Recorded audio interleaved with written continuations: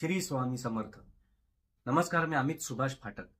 आज हा व्हिडिओ करण्याच्या मागचा हाच उद्देश आहे की एक छान अनुभव आला मला, आज प्रचिती आली असं म्हणायला लागेल. एक गोष्ट अशी घडली की माझी बायको रोज सकाळी ऑफिसला जायच्या आधी हल्ली मठात जाते. तर ती दर दिवशीप्रमाणे आज मठात गेली आणि मठात गेली, दर्शन वगैरे घेतलं.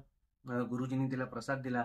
ती निघायला लागली तेवढ्यात गुरुजींनी तिला थांबवलं आणि म्हणाले की काय अमित कुठे आहे? म्हणजे ते माझ्या ओळखीचेच आहेत, परंतु तिला असं कधी त्यांनी विचारलं नाही किंवा कधी बोलले नव्हते तिच्याशी. आज अचानक तिने थांबवलं आणि विचारलं की काय अमित कुठे आहे? मग तिने सांगितलं की घरी आहे वगैरे वगैरे. आणि मग बरं बरं ठीक आहे केलं आणि मग तिला प्रसाद वगैरे दिला आणि ती निघाली. मग बाहेर येऊन तिने मला फोन केला की काय माहिती, स्वामींची पण कदाचित इच्छा असेल तर तू 1-2 दिवसात जाऊन ये, उद्या परवात किंवा असं कधी. तर मी म्हटलं ठीक आहे, उद्या कशाला, आजच जातो.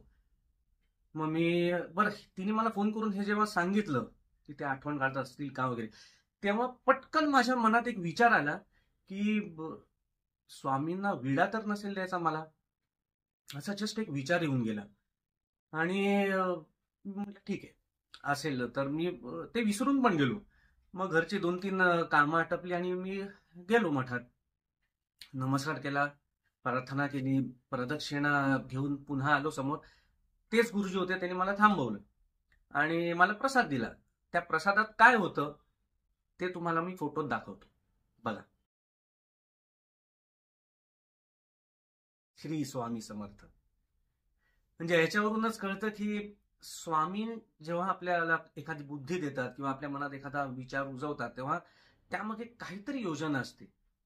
आणि हे आजच्या घटनेवरनं तर हे दिसलंच, परंतु या आधी सुद्धा अनेक वेळा असं झालेलं आहे माझ्या बाबतीत की म्हणजे आता शूटिंगला समजा मी लवकर निघालोय, तर सकाळी लवकर निघायचं असतं, कधी कधी काही खाल्लेलं नसतं, तर मी निघालोय, स्वामींच्या इथे गेलो, नमस्कार केला. नेमकं तिथे प्रसादाच्या इथे एखादं केळं असलं प्रसादाचं, तर ते बघितल्यावर मला असं वाटतं आता आपण बाहेर गेलो इथून की शूटिंगला जायच्या आधी कुठनं तरी केळी घेऊया आणि मग जरा खाऊया, काहीतरी भूक लागली. हा विचार आला, एक प्रदक्षिणा घेऊन मी आलो आणि नमस्कार केला. तेवढ्यात गुरुजींनी मला बरोबर ते केळं दिलेले.